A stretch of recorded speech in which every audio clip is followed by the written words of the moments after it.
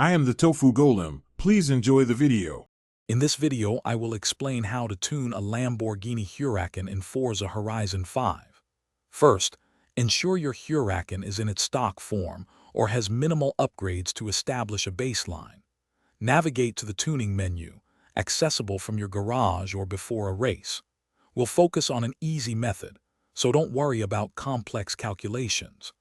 This approach helps you quickly get a competitive setup for various events, making your Huracan a joy to drive. Next, let's adjust tire pressure for better grip.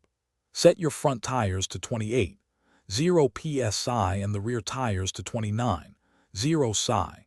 This slight difference helps with handling balance.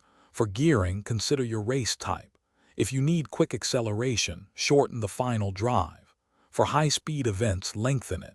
Experiment with individual gears to find the sweet spot, ensuring smooth power delivery through all shifts. Now, let's move to alignment for improved cornering. Set front camber to -1.5 and rear camber to -1.0. This helps tires maintain contact during turns.